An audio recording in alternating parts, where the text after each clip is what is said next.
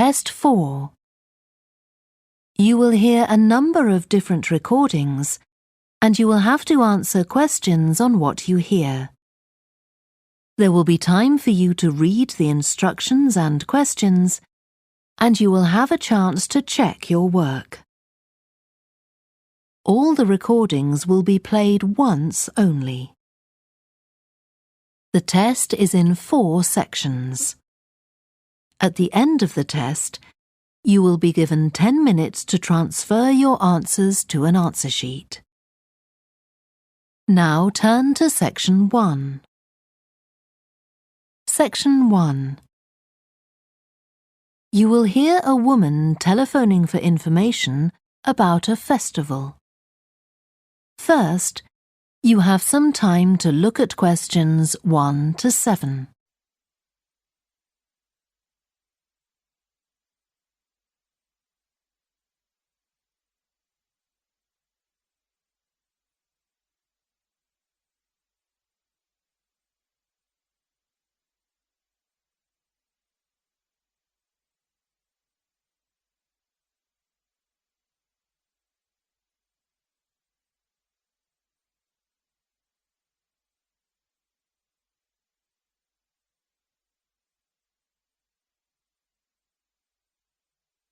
You will see that there is an example that has been done for you.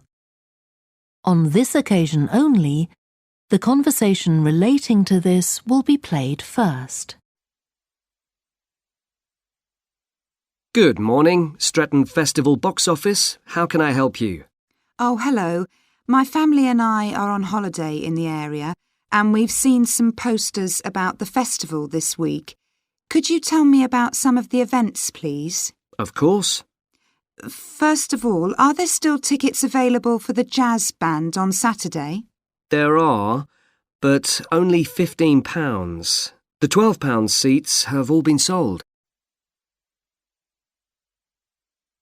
The man says that tickets are available for £15, so 15 has been written in the space.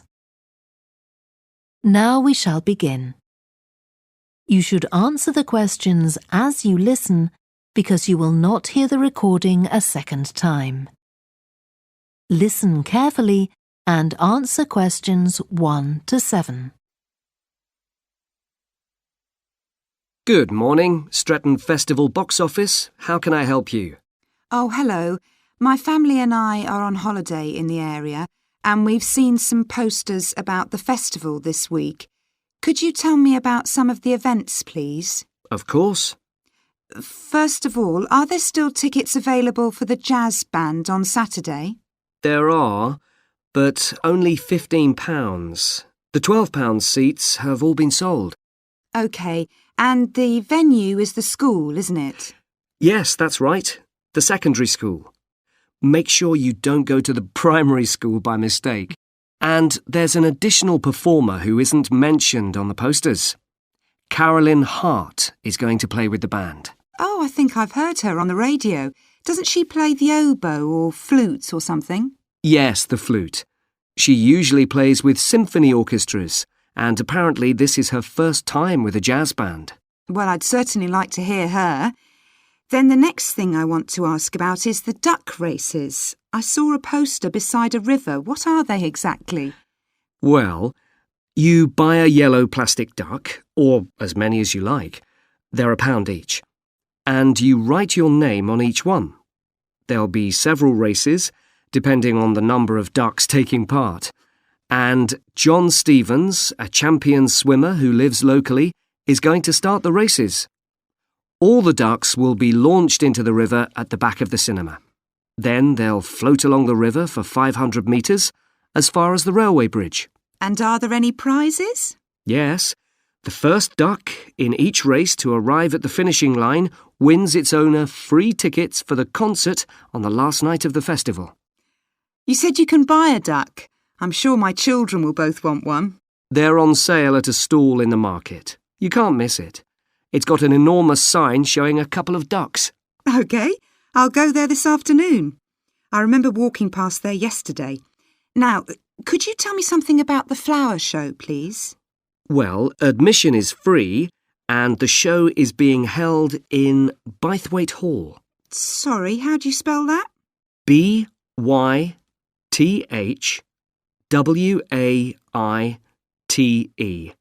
Bythwaite. Is it easy to find? I'm not very familiar with the town yet. Oh, you won't have any problem.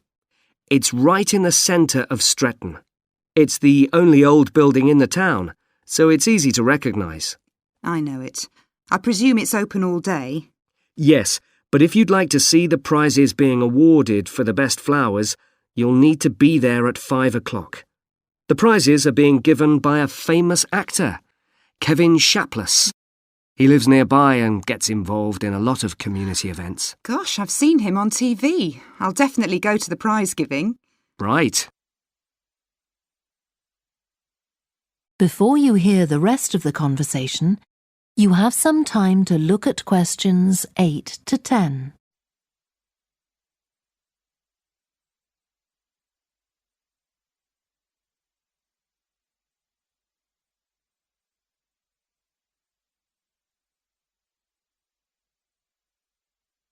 Now listen and answer questions 8 to 10.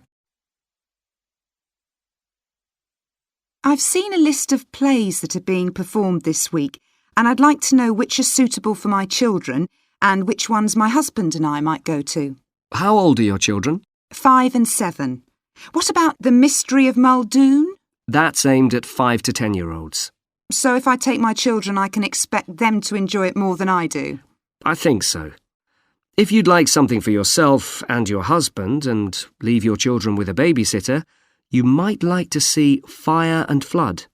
It's about events that really happened in Stretton 200 years ago, and children might find it rather frightening. Oh, thanks for the warning.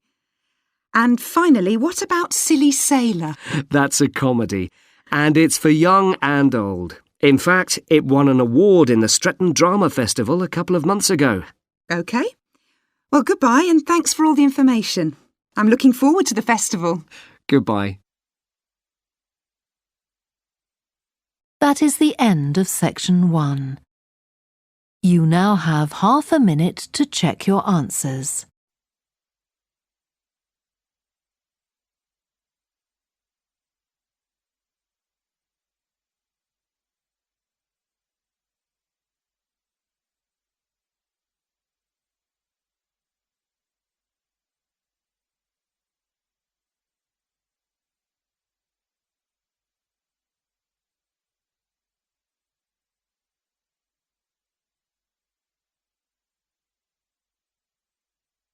Now turn to section 2.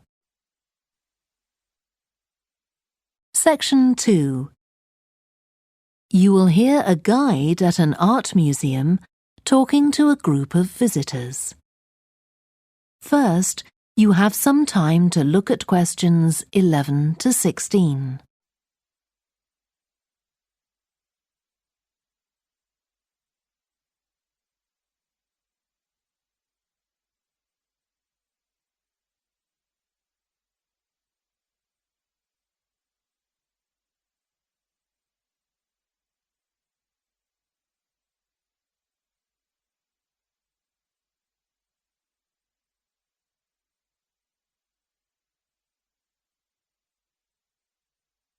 Now listen carefully and answer questions 11 to 16. Good morning and welcome to the museum, one with a remarkable range of exhibits which I'm sure you'll enjoy. My name's Greg and I'll tell you about the various collections as we go around. But before we go, let me just give you a taste of what we have here. Well, for one thing, we have a fine collection of 20th and 21st century paintings, many by very well-known artists. I'm sure you'll recognize several of the paintings. This is the gallery that attracts the largest number of visitors, so it's best to go in early in the day before the crowds arrive. Then there are the 19th century paintings. The museum was opened in the middle of that century, and several of the artists each donated one work to get the museum started, as it were. So they're of special interest to us. We feel closer to them than to other works. The sculpture gallery has a number of fine exhibits, but I'm afraid it's currently closed for refurbishment. You'll need to come back next year to see it properly, but a number of the sculptures have been moved to other parts of the museum. Around the World is a temporary exhibition. You've probably seen something about it on TV or in the newspapers. It's created a great deal of interest because it presents objects from every continent and many countries and provides information about their social context, why they were made, who for, and so on. Then there's the collection of coins. This is what you might call a focused specialist collection because all the coins come from this country and were produced between 2,000 and 1,000 years ago. And many of them were discovered by ordinary people digging their gardens and donated to the museum. All our porcelain and glass was left to the museum by its founder when he died in 1878, and in the terms of his will, we're not allowed to add anything to that collection. He believed it was perfect in itself, and we don't see any reason to disagree. Before you hear the rest of the talk, you have some time to look at questions 17 to 20.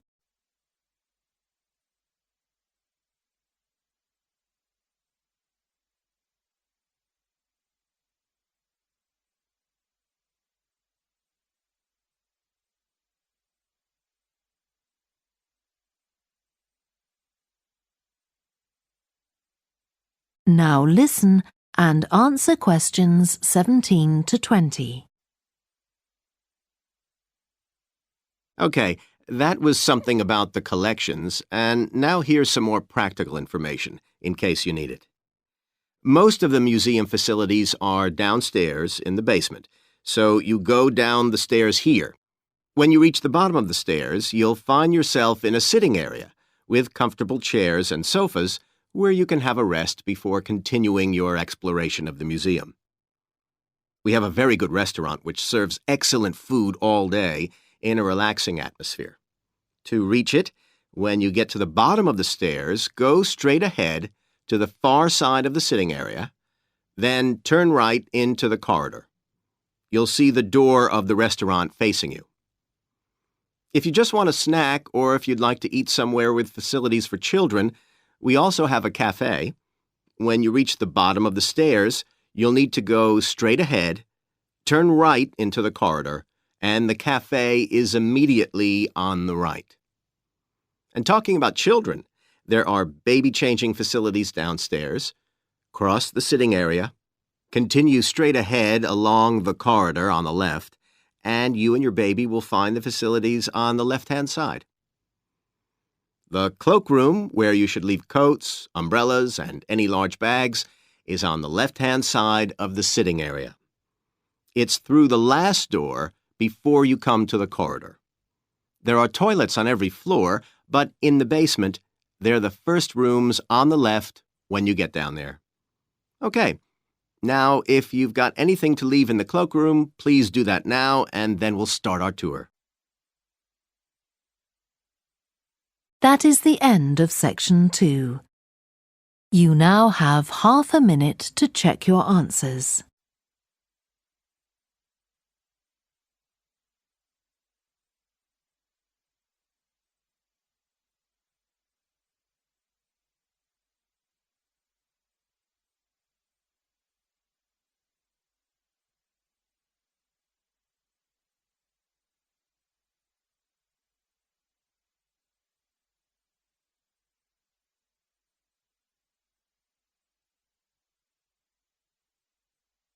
Now turn to section 3. Section 3. You will hear a student called Joanna talking to her new supervisor about some research she has done on psychology and music. First, you have some time to look at questions 21 to 26.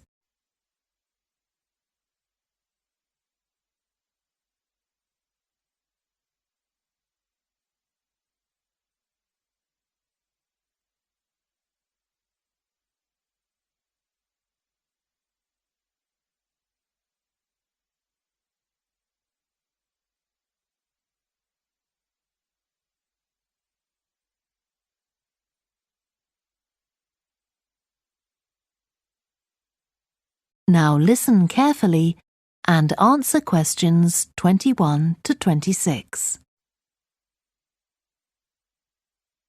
Hi, Joanna. Good to meet you.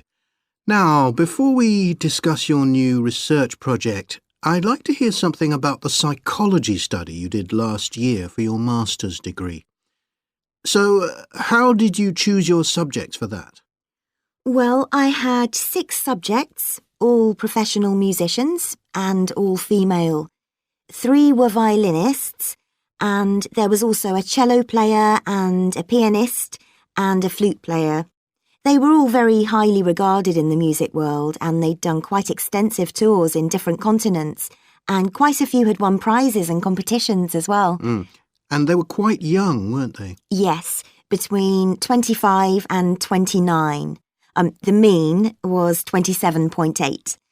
I wasn't specifically looking for artists who'd produced recordings, but this is something that's just taken for granted these days, and they all had. Right.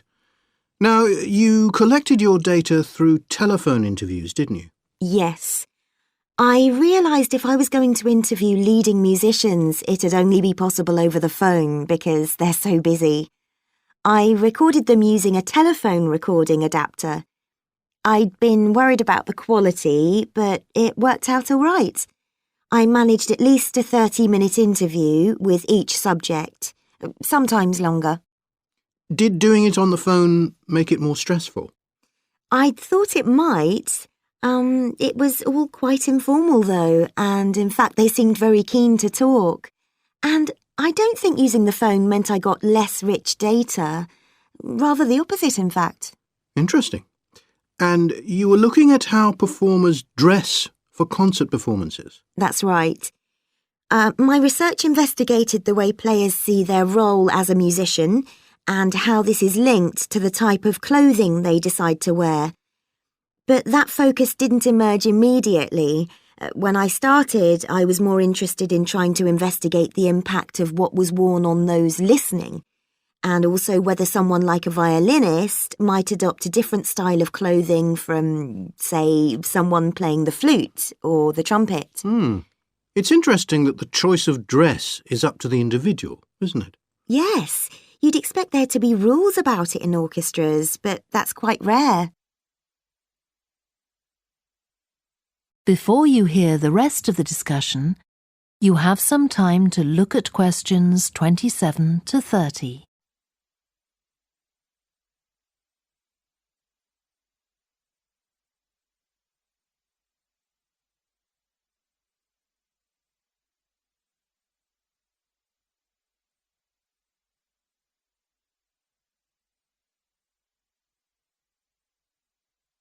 Now listen and answer questions 27 to 30. You only had women performers in your study. Was that because male musicians are less worried about fashion? I think a lot of the men are very much influenced by fashion, but in social terms, the choices they have are more limited. They'd really upset audiences if they strayed away from quite narrow boundaries. Now, popular music has quite different expectations. Did you read Mike Frost's article about the dress of women performers in popular music? No. Well, he points out that a lot of female singers and musicians in popular music tend to dress down in performances and wear less feminine clothes, like jeans instead of skirts. And he suggests this is because otherwise they'd just be discounted as trivial. But you could argue they're just wearing what's practical. I mean, a pop music concert is usually a pretty energetic affair. Yes, he doesn't make that point, but I think you're probably right. I was interested by the effect of the audience at a musical performance when it came to the choice of dress. The subjects I interviewed felt this was really important. It's all to do with what we understand by performance as a public event. They believed the audience had certain expectations, and it was up to them as performers to fulfil these expectations, to show a kind of esteem. They weren't afraid of looking as if they'd made an effort to look good. I think in the past, the audience would have had those expectations of one another too, but that's not really the case now. Not in the UK, anyway. No. And I also got interested in what sports scientists are doing too with regard to clothing. Musicians are quite vulnerable physically, aren't they? Because the movements they carry out are very intensive and repetitive. So I'd imagine some features of sports clothing could safeguard the players from the potentially dangerous effects of this sort of thing. Yes, but musicians don't really consider it. They avoid clothing that obviously restricts their movements, but that's as far as they go. Anyway, coming back to your own research, do you have any idea where you're going from here? I was thinking of doing a study using an audience, including... That is the end of section 3. You now have half a minute to check your answers.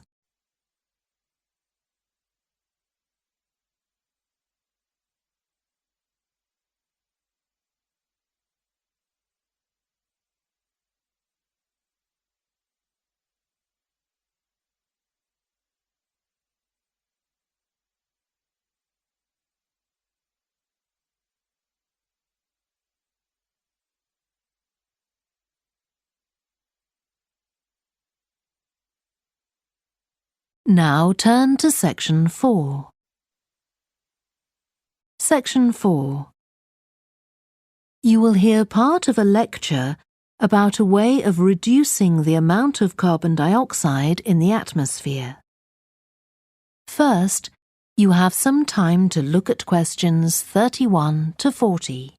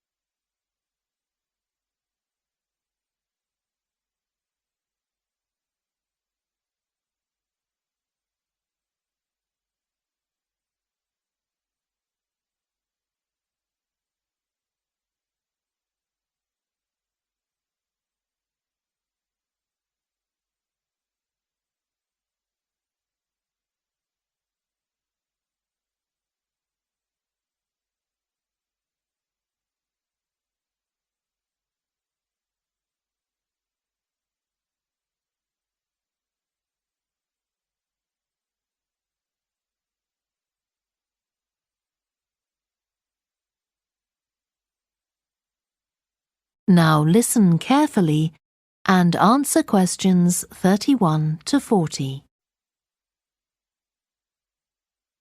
As we saw in the last lecture, a major cause of climate change is the rapid rise in the level of carbon dioxide in the atmosphere over the last century. If we could reduce the amount of CO2, perhaps the rate of climate change could also be slowed down. One potential method involves enhancing the role of the soil that plants grow in with regard to absorbing CO2. Ratan Lal, a soil scientist from Ohio State University in the USA, claims that the world's agricultural soils could potentially absorb 13% of the carbon dioxide in the atmosphere, the equivalent of the amount released in the last 30 years, and research is going on into how this might be achieved. Lal first came to the idea that soil might be valuable in this way, not through an interest in climate change, but rather out of concern for the land itself and the people dependent on it. Carbon-rich soil is dark, crumbly and fertile and retains some water. But erosion can occur if soil is dry, which is a likely effect if it contains inadequate amounts of carbon. Erosion is of course bad for people trying to grow crops or breed animals on that terrain. In the 1970s and 80s, Lal was studying soils in Africa so devoid of organic matter that the ground had become extremely hard, like cement. There he met a pioneer in the study of global warming who suggested that carbon from the soil had moved into the atmosphere. This is now looking increasingly likely.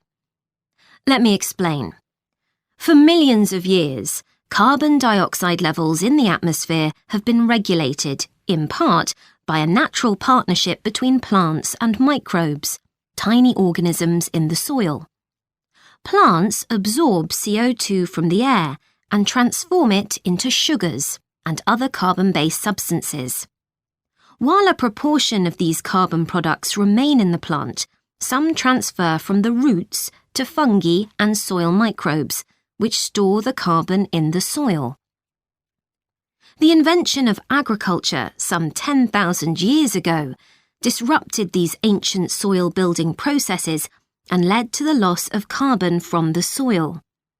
When humans started draining the natural topsoil and ploughing it up for planting, they exposed the buried carbon to oxygen. This created carbon dioxide and released it into the air. And in some places, grazing by domesticated animals has removed all vegetation, releasing carbon into the air. Tons of carbon have been stripped from the world's soils, where it's needed, and pumped into the atmosphere. So, what can be done?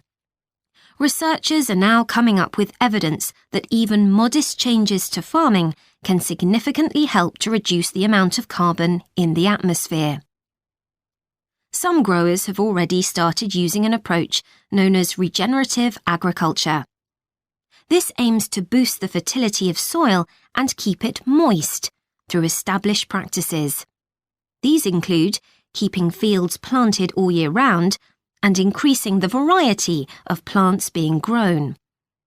Strategies like these can significantly increase the amount of carbon stored in the soil, so agricultural researchers are now building a case for their use in combating climate change.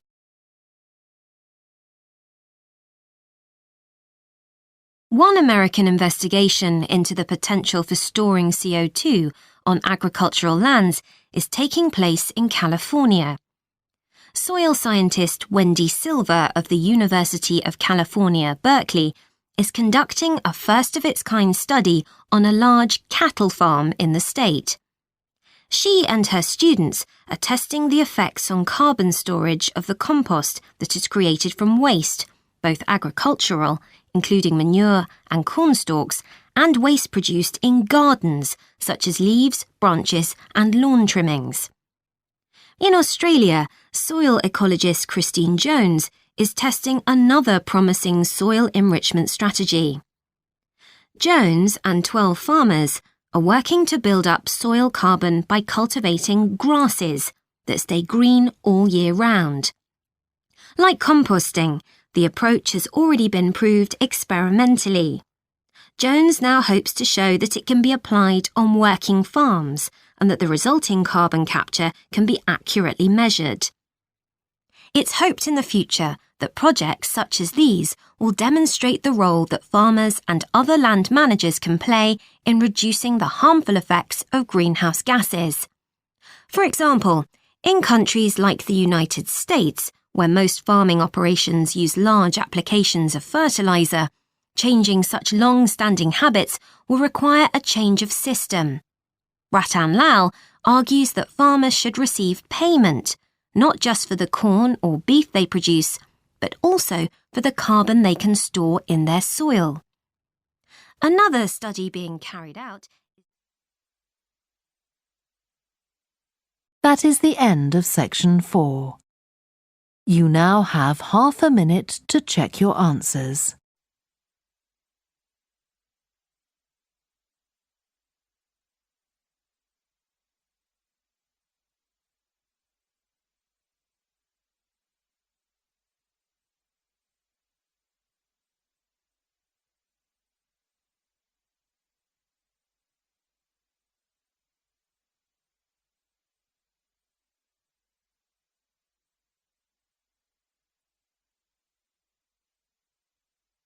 That is the end of the listening test.